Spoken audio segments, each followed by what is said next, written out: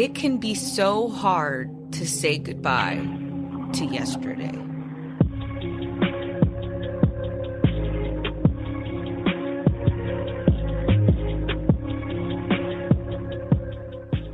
Hey everybody, welcome to Crime Over Cocktails. I'm Tiffany, your host, and tonight I want to cover the case of Kenneth Burno and Vernell Jones. Kenneth was raised in Philadelphia. He had a close family. Everybody was always family first. They were also very involved in their church. At a young age, about the age of 2 or 3, Kenneth fell in love with music. He loved to sing, he loved to dance, he just loved everything about it. And his love for music would only continue to grow. He was accepted to the Philadelphia School for the Creative and Performing Arts, also known as Kappa. While there, you meet a lot of people who share the same interest with you. Kenneth and a group of guys all decided that they were going to start a boy group, and it was called Unique Attraction. Per Wikipedia, it says that after a Valentine's Day party at the school in 1989, they got their big break when they snuck into a concert put on by a local radio station. Their plan was to find Will Smith. They wanted to sing in front of him, but they didn't find Will Smith. But they did cross paths with New Edition member Michael Bivins. They sang New Edition's Can You Stand the Rain for him. And him and everybody else that was around them, they were impressed. They gave the group their number and told them to give them a call. But according to Oxygen's Killer Couple, they state that after they graduated, they were signed by Michael Douglas after performing a song called It's So Hard to Say Goodbye to Yesterday. Well, either way, the day that he was signed by this record label, he was also told he was about to be a father. Kenneth had a big decision to make. Do you take the life on the road and follow your dreams? Or do you stay home and be a father? He didn't not want to be there for his child. He didn't grow up like that, and he didn't want his child to grow up like that either. It's a hard decision to make, but he chose family. Like I said in the very beginning, that's how they were raised, family first. Instead, he took a job working at a bottle plant, working 9 to 5. He had a daughter, but he would soon start to resent that he left Unique Attraction because they became a little group. I'm not sure if you've heard of them, but Boys to Men. Clearly, he saw them succeeding. It was hard for him to watch, even though he was very happy for them. At the same time, that could have been him. I mean, they flew to the top of the charts. Oh my God, I used to love me some Boys to Men.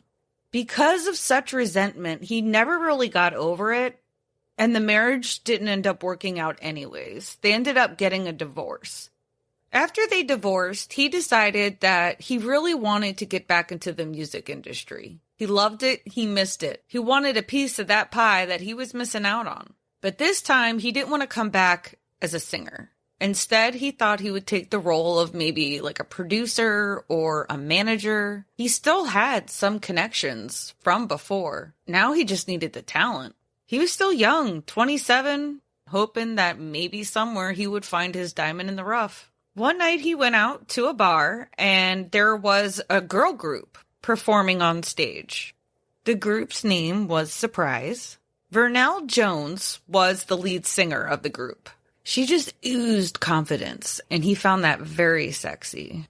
Turns out the other girls in the group were her sisters, and they too were looking to make it big. They were playing gigs, hoping that they would get noticed. Vernell and Kenneth locked eyes pretty much almost immediately, and they were both instantly attracted. Everybody around them could feel the tension. After their performance, he approached them and told them that he could be their coach and advisor. Everything was going good. They had a lot in common. They were pretty much raised in the church, raised by music. They had the same dreams. But then within a few months, Kenneth had managed to break up the group. It became obvious he was only trying to make one person a star, and that was Vernell. He was able to use his connections and get her gigs and play in clubs, but her career wasn't exactly taking off as quickly as they thought it was going to. I mean, she could sing, but there's a lot of competition out there. Vernell never had a shortage in men. Men found her very attractive, very confident, very driven. So as time went on, he became more jealous and more controlling. He wasn't now just controlling her career, he was starting to control her life. But Vernell loved him, and she didn't want to piss him off. She just complied. Whatever he wanted, pretty much he got. On December 17, 2001, Vernell would be called into the police station. Phone records showed that she had been speaking with a John Davis. She was supposed to be the last known person with John. It turned out that John was found dead in his running car by a coworker. He was the nighttime manager at the men's warehouse, and another employee was walking up and noticed that his car was still running. When he went to check on him, he could see him in the car.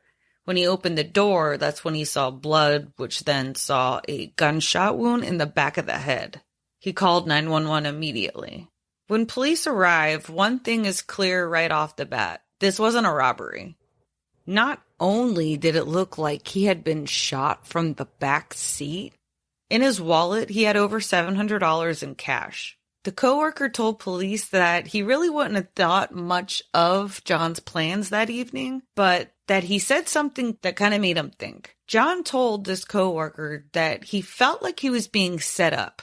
Vernell used to also work at the men's warehouse with John. I have found conflicting reports on whether they had a very brief fling or they were just really good friends. On Killer Couples, I do believe it said it was a short fling, and when I would read all the articles, pretty much they were saying that they did not have a thing. They were just good friends. And those articles would be The Morning Call and My Life of Crime. So again, conflicting information, but I guess it's neither here or there. She showed up, and she didn't show up alone. She showed up with Kenny. She did admit that she was going to meet up with John, but she said it was only to get revenge because she had found that Kenny was cheating on her. She had found him at the house with another girl, so she wanted to use John to get back at him. But she decided that she wasn't going to do it. Instead, she actually hung out with Kenny, and they went and had dinner. On the show, they said that Vernell was asking a lot of questions. Some of them seemed like legit, what happened, stuff like that. But then I guess she just kept asking more questions. That made a light bulb go off in their head. They felt like she knew something more. Police didn't really know what to make of Kenny. They could tell something was a little off on this guy. They decided that they're going to go talk to her family, see if they have any news on their relationship. Her sisters had a lot to say. They told police that at first, he was very charming. He knew all the right things to say. But as time went on, pretty much, they all got thrown to the side. She didn't even really talk to the family that much anymore.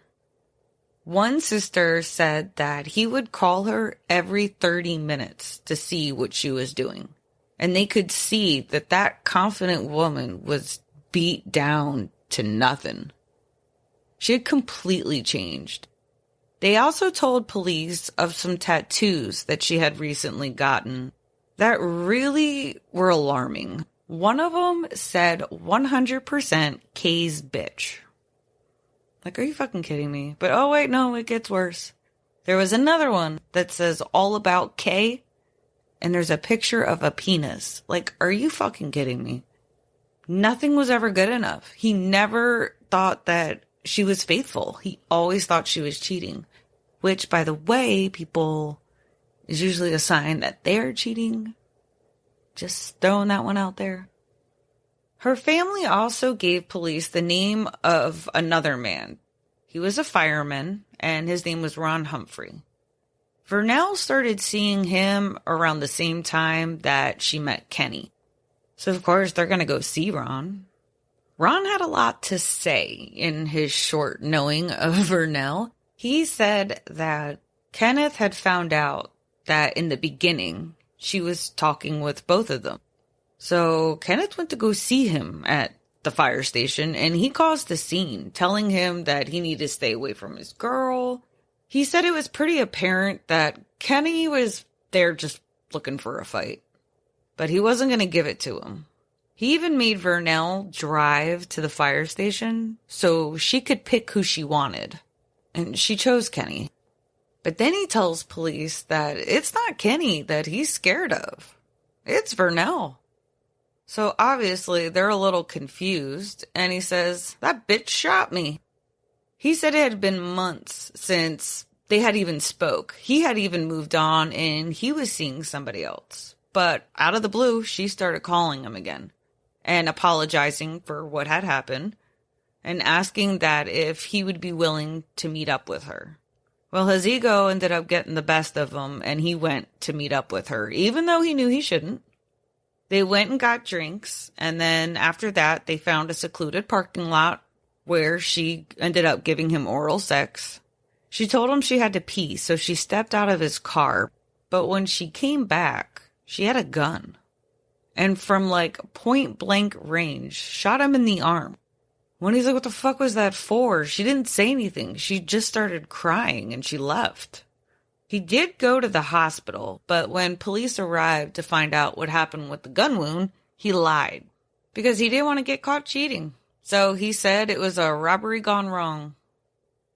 They were able to recover the bullet that he had in his arm from when he went to the hospital, and they took the one that was found in John. When they compared them, they were a match. That's when they had an arrest warrant for Vernell.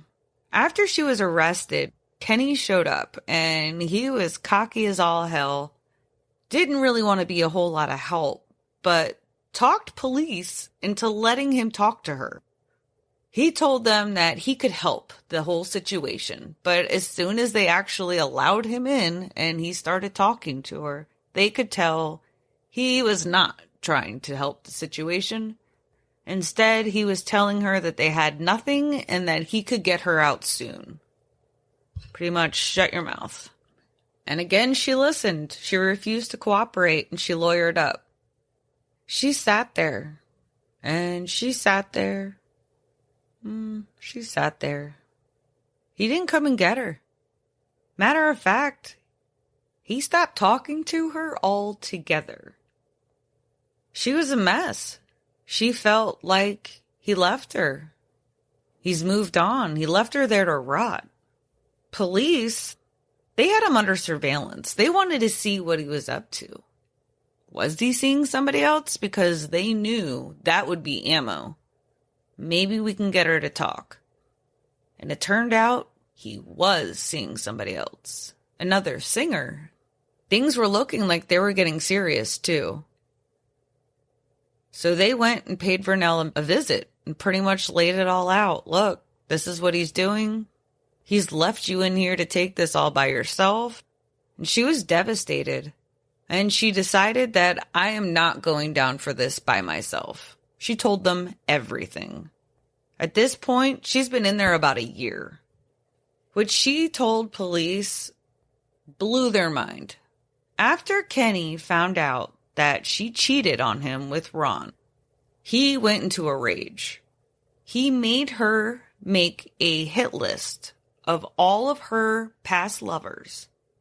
On this list, she came up with 5. Ron and John were both on that list. Again, on Snap Killer Couples, they said John because there was a little fling. But in the articles of Morning Call and My Life of Crime, they said it was because they were good friends and he just kind of threw him in that bucket anyways, even though it wasn't legit. Again, I don't know, but does it really matter? The man's dead. She admitted that the plan was she was supposed to hit Ron in the heart, but she chickened out and she hit him in the arm instead. She didn't want to do this. She didn't feel like she needed to do this. She doesn't even talk to these people. And if she did have anything with them at all, it was so brief, not even worth mentioning. When she went back and told him that she missed and hit him in the arm, he was livid. He said that the next one, she is not going alone. He'll be going with, because he's going to make sure he gets the job done. That's when she called John. They got up there before he would get out of work. His van was left unlocked, so Kenneth snuck in the back seat of his van. When he got out, him and her went and sat in the van so they could sit and talk. While they were talking, Ken popped out of the back seat and shot him in the back of the head. He then made her take the gun and shoot his body, even though he was already dead. But he said, we're in this together. You're going to do it too. John was a father of 6 kids. No one had anything bad to say about this man. Not even his ex. Vernell testified against Kenneth at his trial, so she could get a more lenient sentence. She was charged with third-degree murder and conspiracy, and she received a 17 to 35-year sentence. At Kenneth's trial, his defense tried to paint Vernell as the jealous person, and it's because he moved on. She's mad, so she decided she's going to try to get him arrested too, but he had nothing to do with it. It only took the jury a few short hours, and they convicted him of murder. He was sentenced to life. This case is a perfect example of a narcissist and control. Anytime that your friends or your family are taken away from you, that needs to be a red flag, because that's not normal. You should want your significant others to have friends and family. Shit, I love my alone time. You kidding me? Please go. It's just really sad. They both had such promising futures. I mean, do you imagine you were that close to being on Boyz II Men? Oh my God. I can totally see why you would be resentful, but at the same time, that's what you chose. Just kind of sucks because the marriage didn't work out anyways. I almost feel like because, he lost control of all that, that's what made him so hyper-focused on controlling Vernell. Like, no one's going to control my shit no more. I'm going to control your shit. If you know anybody who is in a situation like this, please try to talk to them, because things like this isn't normal. How could you get those tattoos? Oh my God. Oh, it just breaks my heart that you would let somebody disrespect your body like that. And then still not even be happy with that. It was never good enough. If you are in need of phone numbers to get help, if you are in a domestic relationship, if you need just somebody to talk to, please, crimeovercocktails.com. I have all the phone numbers there. If you want to send me an email, I'll talk to you. I don't want you to think that you have to go through this alone, because you don't. Make sure that you like, follow, and subscribe on your favorite platform or on all of them.